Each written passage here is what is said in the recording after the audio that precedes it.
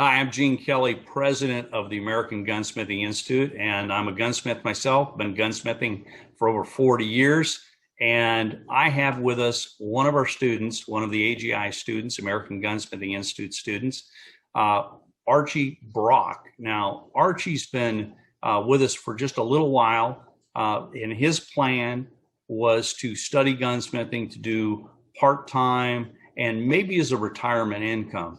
But then something really big changed, and I want him to tell you all about it. Archie, tell us your story.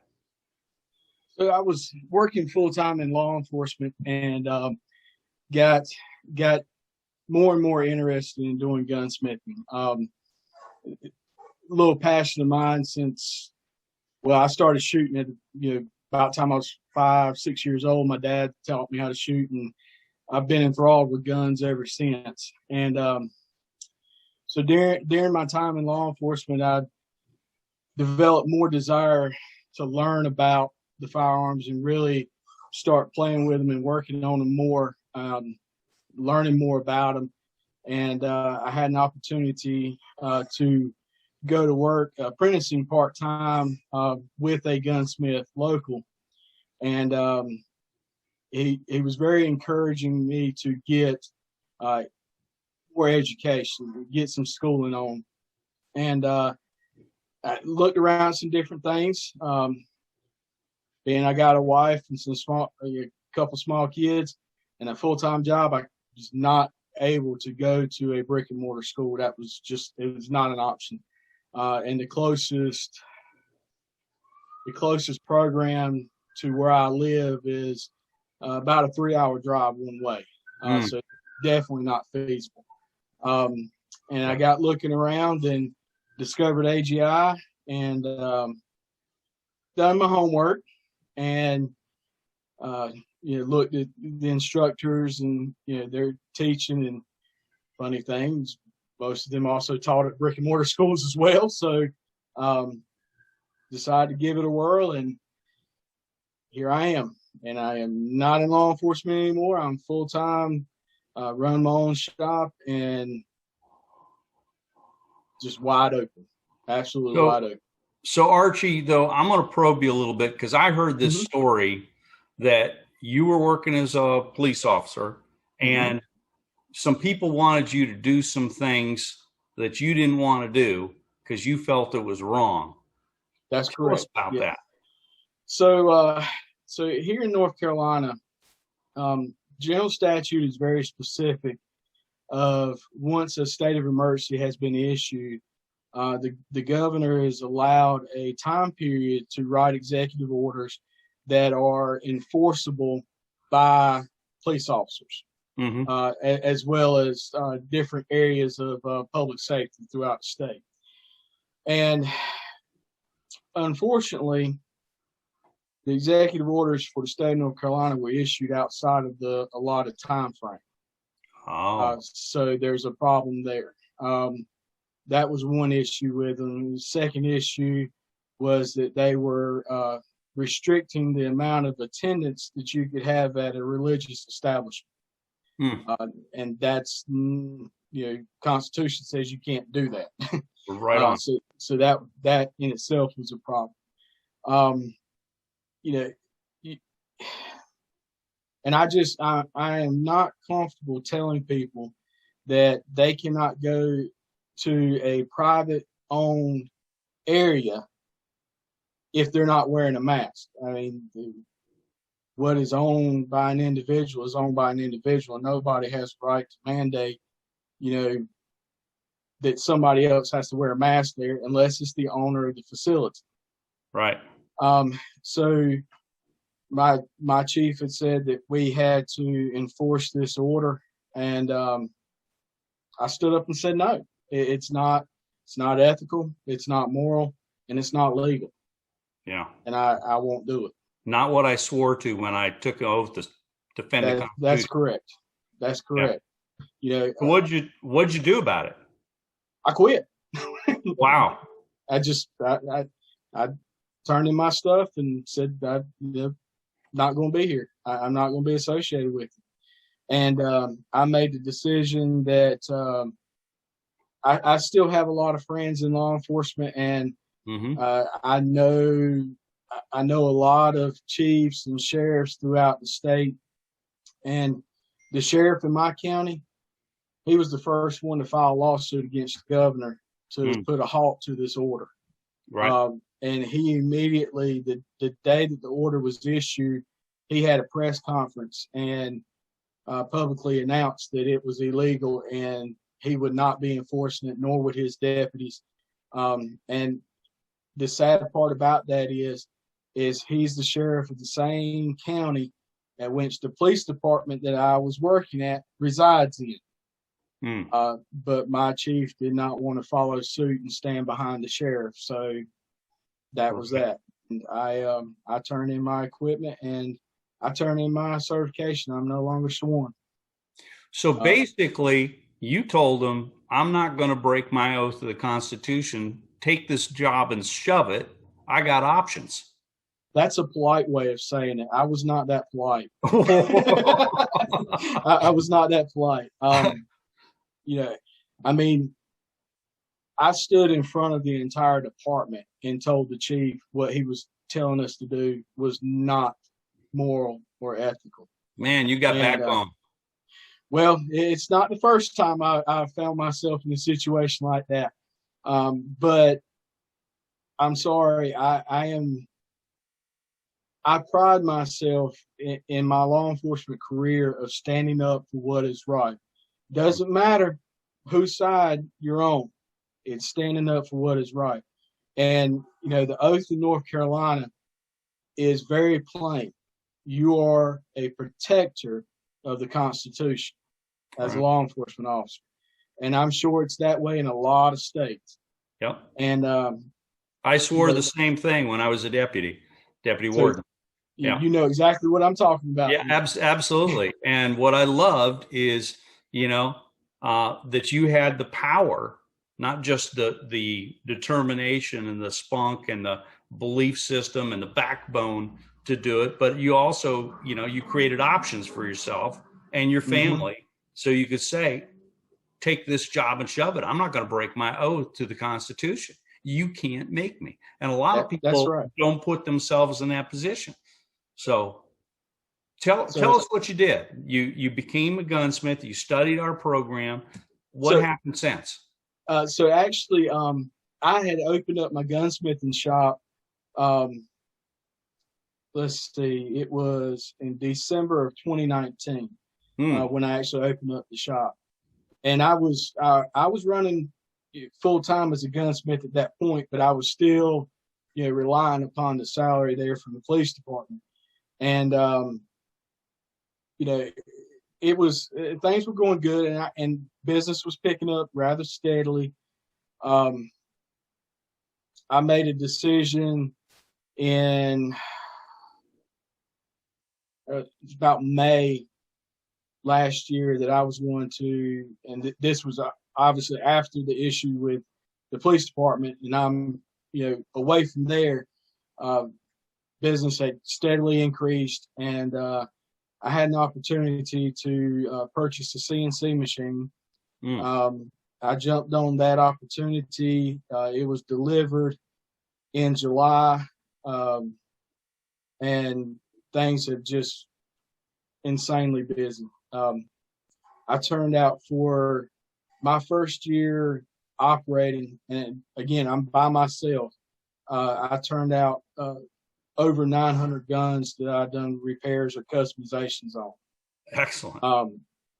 And then that's anywhere from doing just minor, cleaning or sights, all the way up to full blown stenciled Cerakote work, right on into fully machining the slides for reflex sights, etc. Make custom one-off parts. Example, I made a left-handed mag release for Walther PPS that it turned out better than it fit better than the factory mag release did. But those don't exist. Although the frames are made to be ambidextrous, the parts don't exist for it. We had contacted Walther, and they said, "Yep, no, we don't make one." So I did, and put it in, and the customer was absolutely thrilled. And I probably worked on another 20 guns after that for the same customer. Yeah, and everything is comes in from him is something I'm making custom parts for. One-off parts that I'll never make again, but we can do it. The beautiful thing about the CNC is the programming is always there. Once you get it right, it's saved in the computer, and you ain't got to worry about it. You can throw it in and upload it and start cutting in a matter of moments. Well, talk about how your DF&R training has helped figure those things out. Well, so I've always been a hands-on guy, and many years ago, I worked in automotive, and I had a guy that I worked under. He was a Ford master technician, and he told me, and this was back when I was in high school, he said, "You want to learn how to fix cars?" I was like, "Well, that's what I'm here for." He says, "Well, in order to learn how to fix a car, you got to know how it works." Yes, sir. He says, "You cannot come in and be a parts changer. It doesn't work that way. You won't have work, you won't make money." He says, "But if you know how the design is supposed to work, you can fix anything." Which I did apply his principles and studied and learned. And by the time I was 20 years old, I was an electronic specialist for General Motors. So certified Mr. Goodwrench and everything.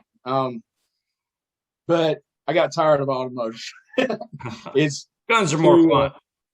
Yeah, well, you always got the stress of worrying about people's cars, and every time you turn around, you got somebody trying to run into you on the roads. And it's like, nah, I got tired of the automotive industry and went into law enforcement. But at the end of the day, the only way that you can fix something is you got to know how it works.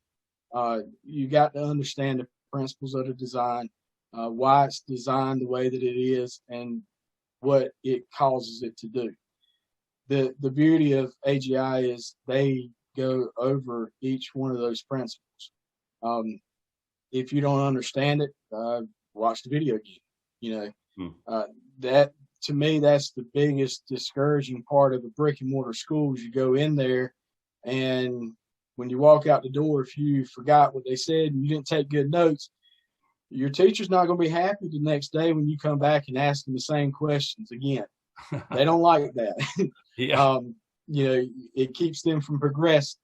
But with the AGI, you pop in a disc and you can look over stuff, and the information is always there. You always have it. Mm-hmm. If you don't, it's because you lost the videos or you let somebody use them that you shouldn't have. Don't let anybody borrow your tools either. No, never let somebody borrow your tools. They never bring them back. I've done the master, the enhanced master. So I pretty much got everything that AGI offers. Looking at the different armors series there's only maybe about 25 of them that I haven't cracked open, that I haven't looked at. Given my area, there's certain guns that I just don't see very often. There are not a lot of them around, so it's not something that I really need to worry too much about. Then there's other things that's always there. And nice thing is when you have the library like that, if one does come in, then you can pop it, because there's over 66 armors courses right now. So yeah, that's right. And the other thing is having the schematics. You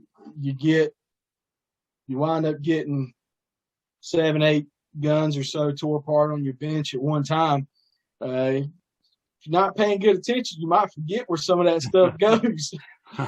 So it's nice to be able to have stuff you can refer back to, whether it be the schematics or the videos. Mm-hmm. Just because you got a picture of how it's, what the parts are, don't mean you know how to put it back together. That's right. Some of those torsion springs and so on. Yeah. Does that leg go over that arm or under that arm? That's right. That is what I will say this much. The gunsmith that I had apprenticed under, he had went to a brick and mortar school, but when he did, he was not married. He did not have kids. He was in his 20s, and he could. And he's been doing gunsmithing for, I guess, close to 40 years now. And he's very knowledgeable. He's very good. He's a highly skilled individual. But something that he doesn't have is the videos. But you can rest assured that if you get in his shop and you start scratching your head, he's going to say, get the book. Get the book. And he has a whole office of nothing but manuals for all these different guns out there. At the end of the day, you've got to have some type of resource. There is too many firearms on the market for you to know each and every design from memory. It's not going well. People like me aren't going to remember. I'm sure there's some man out there who could, but not me. You got to have something to refer back to. However, majority of the things you'll find is just understanding the design. You don't need someone to hold your hand to tell you how to fix it. You understand the design, you can tell why it's doing what it's doing and what you need to do to correct it. That's right. And that's why AGI, from the beginning and from the time I was a student working under Master Bob Dunlap, he drilled into our head, design, function, repair. You can't fix it. Like you said, can't fix it if you don't understand it. And you, by understanding and looking at every sequence and understanding the sequence that things happen in, when something breaks down, you can see where that transition point was. Makes it pretty easy to repair at that point. And some people, like you said, they're part swappers. They just keep throwing parts at it, hoping that they'll fix the problem. And that's just not the way to go about it. Hey, Archie, so you have gotten very successful, it sounds like, at this. You put in your effort to do so. You were able to take, like I said, I admire the ability to say, take that job and shove it. I won't compromise my beliefs. That's huge. But you started on a plan B long before you got to that point, right? That's right. Yeah. I mean, if I was in the position that a lot of officers are in, that's their bread and butter. That's, it carries their insurance and it provides for their family, and they don't have anything else to fall back on. It's not an easy decision for them to make. I can honestly say, with my personality, I would have walked away regardless. But my wife did not complain at all when I said I'm turning my stuff in, because she was comfortable knowing that I had something to fall back on. And like I said, I mean, we were already, it was already getting to a point where of time, I was running out of time. I couldn't do both things. So it was only a matter of time before I walked away from the law enforcement to begin with. However, it was really nice not to have to worry about it. Like I said, I turned in my stuff and I haven't slowed down since. I average out working a minimum of 12 hours a day. Well, and we're, like I said, I'm by myself, and we're putting out as many guns as fast as we can with quality. There's one principle I stand on, that I will not waver from. I don't take prepayments. Customers come in, well, let me give you money for the parts. No, I appreciate it, but no.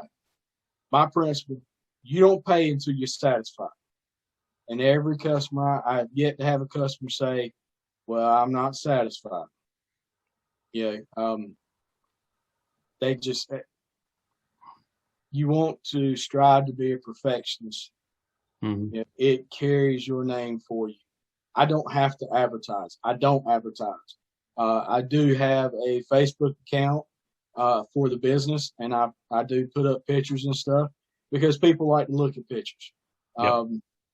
They like to see the distressed waving American flag that was a unique design stencil specifically for this customer, and now it's shown off on, to the world. Those things are nice. People like to see that.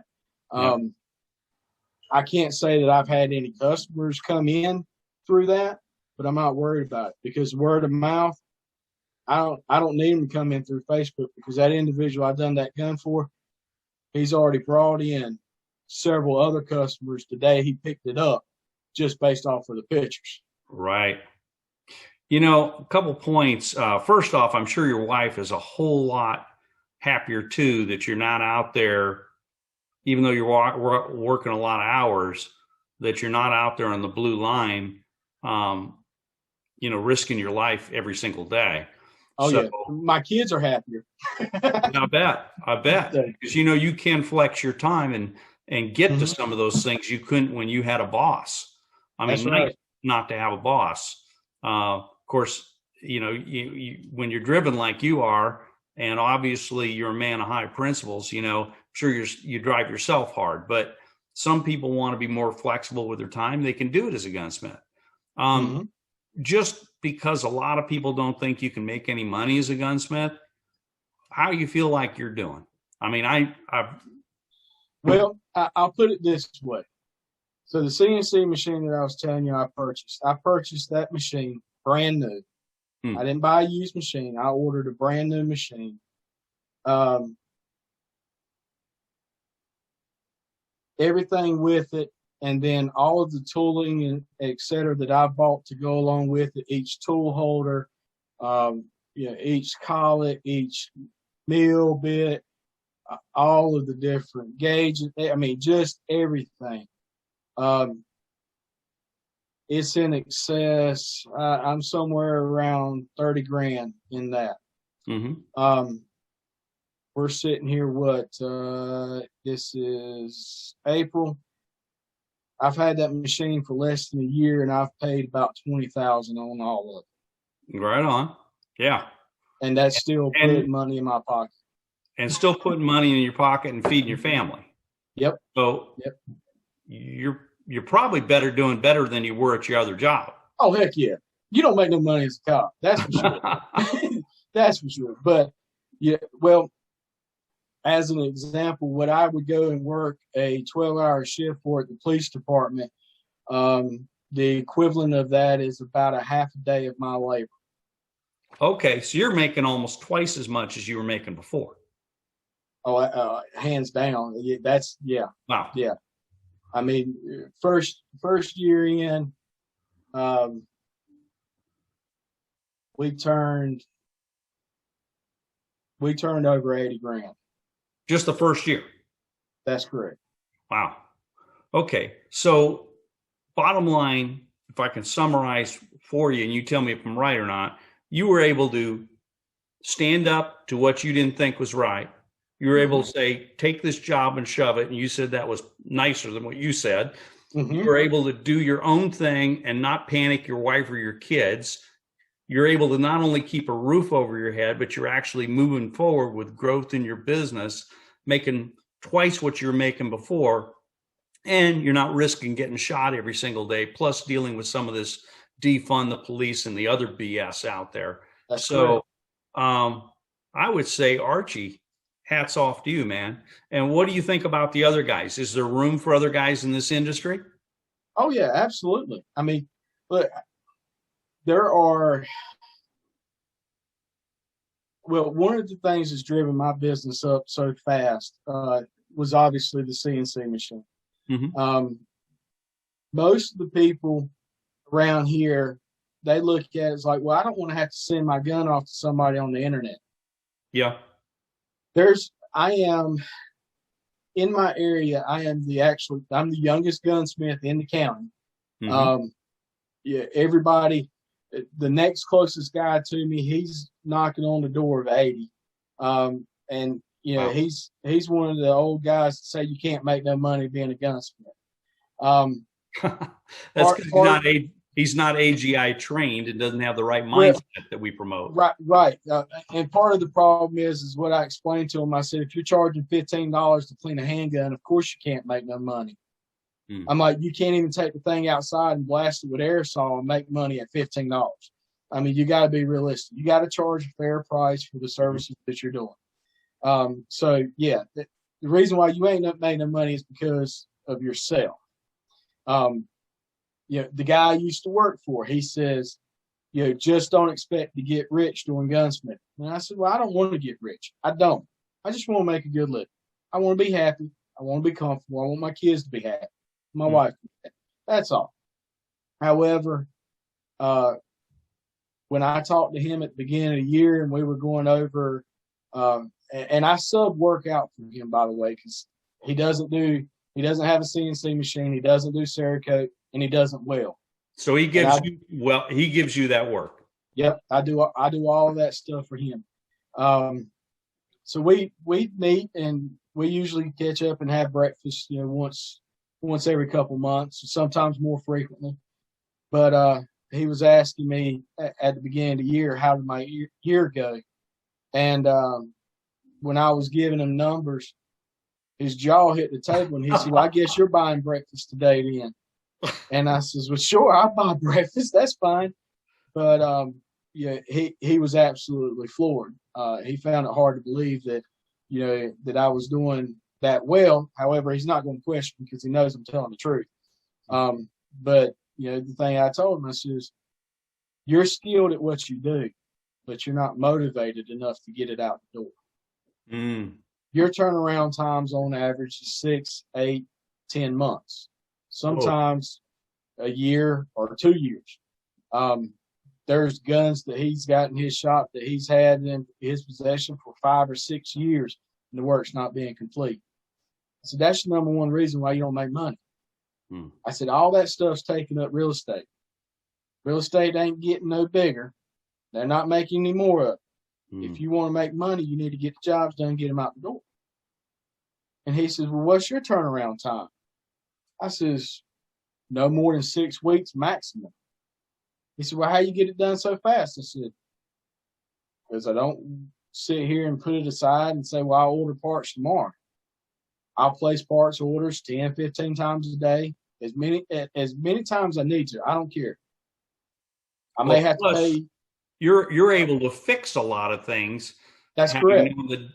Knowing the DFNR, you can put a spot of weld on something. You don't need to order the part. That's right. I mean, really, truth be told, majority of the stuff that I wind up ordering or special design, torsion springs, stuff like that. Most of the small coil springs, I can make them in-house. Even if I don't make them in-house, I've got master set of Wolf gun springs, their spring stock. Most of that stuff you can do in-house. There is a few exceptions. Of course, there are some critical springs that you don't really want to make. You'd be better off buying. But most parts, I mean, I've got an 1864 Piper, Belgian Piper in here now that I am making a new rolling block for it because it's missing. It's gone. Guy says, I'd love to make this gun function. I says, well, you can't get parts for that. He's like, but can you make them? I said, yes, I can. I don't have a design. And I told him, I said, it's probably not going to be identical to the original. I said, but it's going to be close because I got pictures. And I can do, make it look almost identical to it. But being able to, one, understanding, how it works, you can see where the flaws are in it, which is why it's missing to begin with. You can correct the flaws, make your parts superior to what the original parts were, so your repair is far better than the original design. I love it. And it all falls back to the master gunsmith, Bob Dunlap, teaching us DFNR, right? That's right. That's right. Design, Funny function, thing repair. that you mentioned him. About 2 years ago, I met an individual. He had moved here from from the West Coast. He actually went to Lassen for gunsmithing. Mhm. And funny story he told me when he found out I was going through the AGI program, he says, "So what do you think about it?" And I said, "Well, honestly, it's great." I said, at that time I had just gotten started in it. So, I was still cutting my teeth. I said, but I've got no complaints right now. He says, "You want to know something funny?" I says, "What's that?" He says, "We actually use the AGI videos multiple times a week in the gunsmithing curriculum there at last." I know. They weren't supposed to, but they did anyway. Right. But that was my first thought. I'm like, I wonder if Mr. Gene knows that. That I might did. be a bad thing. But Yeah, so they even use our program there because, quite honestly, Bob teaches, and of course, all of our other instructors teach at a higher level than what we got in the classroom directly from Bob, because it's more focused, it's better thought out. The instructors don't misspeak. They're giving you their 40, 50 years plus of experience. And I mean, we've got experience from guys from all over the place, like Daryl Holland and doing all the machining, Bob Rosetto teaching all the welding, Bob Dunlap, master teaching all the design, function, repair, Gene Shuey, all the customizing 1911s and Glocks. I'm sure he made a ton of money doing that, right. Yeah. So all the other custom rifle building, all of that, everybody shares their heart with our students because we want you guys to be so successful. So to hit on some of the extra curricular stuff, like the machine shop principles and the welding. So like I said, I had a history in the automotive industry. Welding is nothing new to me. I knew arc welding and I knew MIG welding. I had bought my own TIG welder, and I had been self-teaching myself to TIG weld. However, when I started in the welding program, I quickly learned that I didn't have a clue what I was doing all these years, all these repairs that I had made automotive with welding.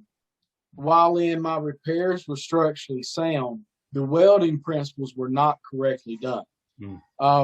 My welding game has, it's night and day.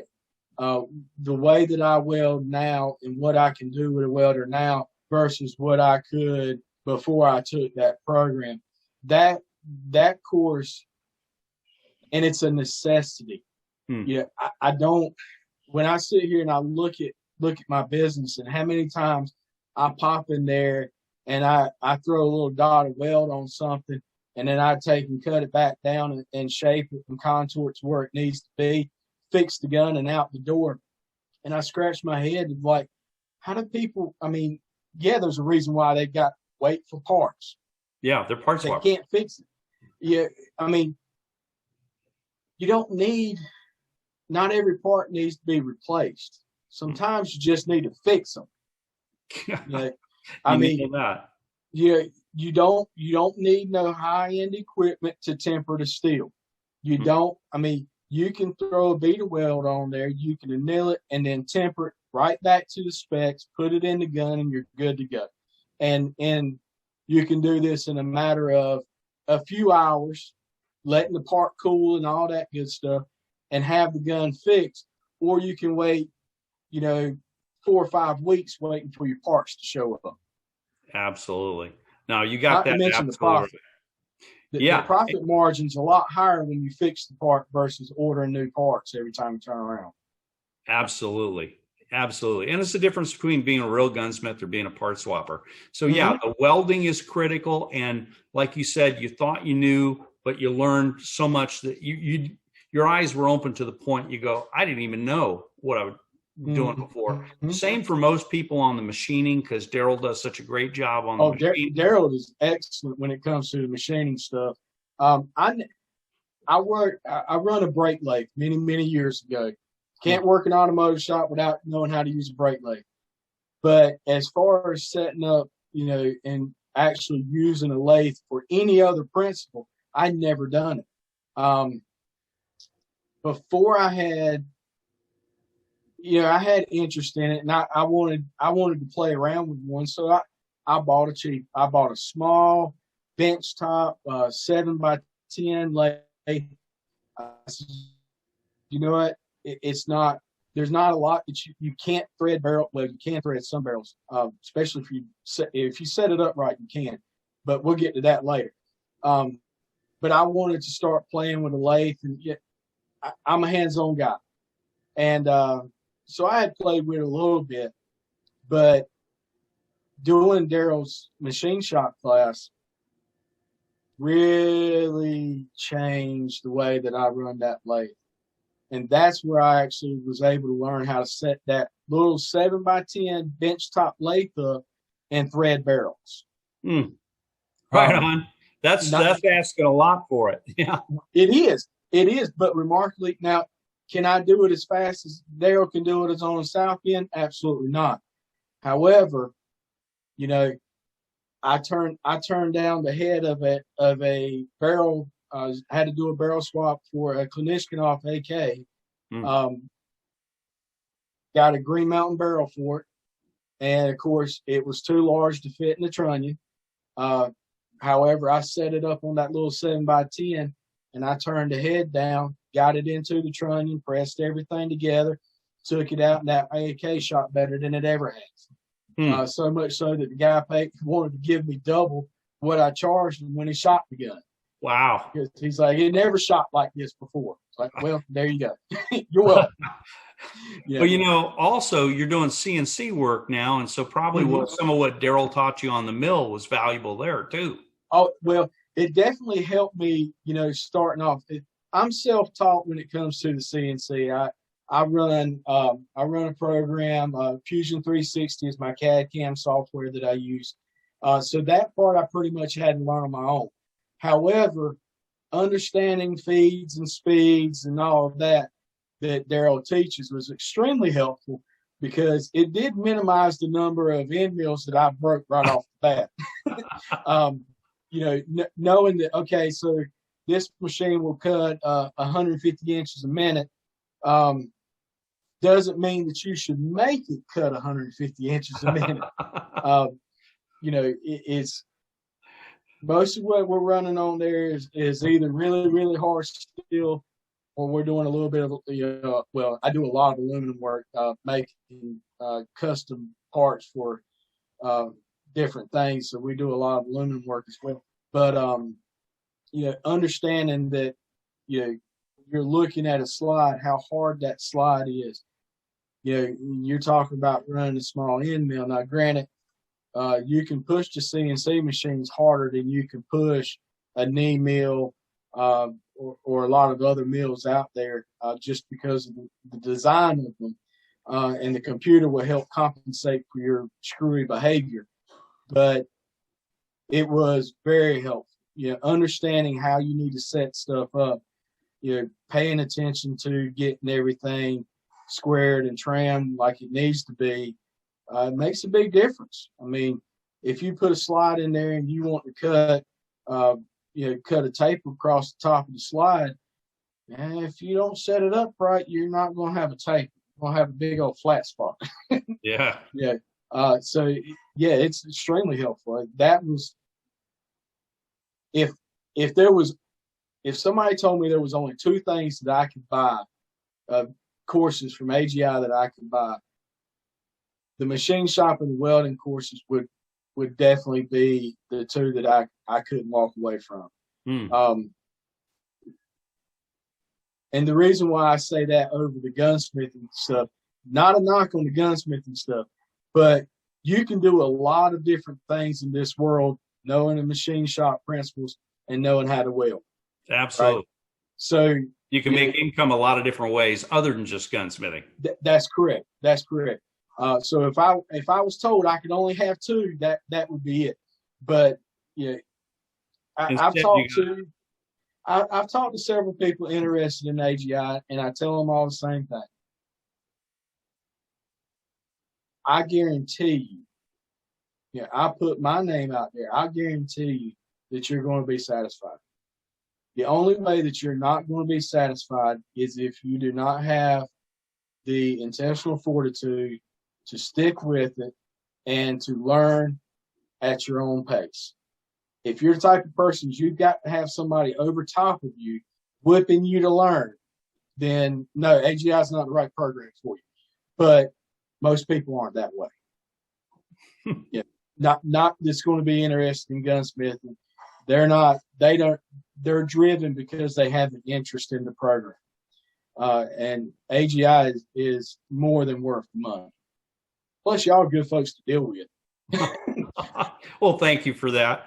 Well, Archie, man, this has been great. Again, I salute you for having the guts to stand up, tell them, take this job and shove it. I love that.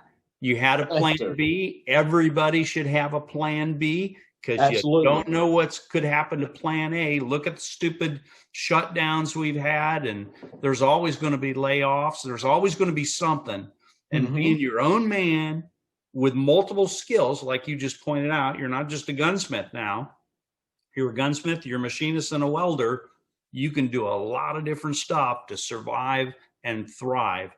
And you're taking care of your family's happier. You're obviously happier. Oh, yes. And you're meeting a big need in the community. And like you said, a lot of the old gunsmiths that don't get what we teach, and I think what I teach. You need to be fair, but you need to make a good living. And and I teach all that, and it's in our master program and stuff like that, and enhanced master. So anyway, I salute you for standing in the breach. We need more guys like you out there. We need more gunsmiths. Millions and millions of new guns out there, millions and millions of new shooters. They need what we're doing, but also America just needs us, because what good is it to have the guns if there's not people out there to fix them, keep them going? That's right. Anyway, Archie, thank you for your time, man. I want to keep hearing about your next success stories. I mean, it sounds like you're just rocking and rolling. You will be. If my math's right, you did over 1,000 guns combined then, just that year. Yeah. So based on what I had, when I gave Miss Sue the numbers, so I had done what I had actually invoiced on paper, as far as taking in guns, invoicing, sending them out, was just a little bit less than 900. With that being said, there's a local gun shop in town that I had a repair contract with. So I would do all of their repairs, and I done the Cerakoting for them and stuff. And so there was I would go up there several times a month and just sit up there in house and meet and greet folks. And I worked on a lot of guns there that I never invoiced. It was through their business. That's right. Yeah. Right. Through their business. People come in, hey, can you do this, do that? Yeah, sure. Give me just a moment, take it to the back, do what needs to be done, bring it back, have it rolling. So I easily touched over 1,000 guns personally last year. I wish I could give you an exact number. At no point in time last year did I ever think that I should be, doing a better, keeping the numbers better in my mind. I was just happy, steady coming in, steady going out, and I'm just happy go lucky. But, hindsight, I wish I would have actually kept better records on that, because it would be, I mean, it would be really, really fascinating to be able to pinpoint and say, well, I done this exact number. Yeah. But, oh, well, too late now. It's a goal for next year. You can beat it every year. And I just want to make one final point. So you're making twice what you made as a cop, working on 1,000 guns, doing a lot of stuff, having a lot of fun. And yet That's only 1,000 guns out of 385 million. How many more gunsmiths could be having a lot of fun and making a good living as well? All right. But I'm gonna tell you this much: it's going to be a lot more than that, because my goal is within the next couple of years, I'm gonna be actually transitioning into also manufacturing. So I'm gonna be building a good set of those guns with my name on it out there on the market. Right So on, Archie. that's coming too. Good deal. Hey, thank you for your time, man. And we're going to share this with a bunch of people. So Sounds great. Your phone will be ringing even more. Bring it on. All right. Take care, man. Have a good one now.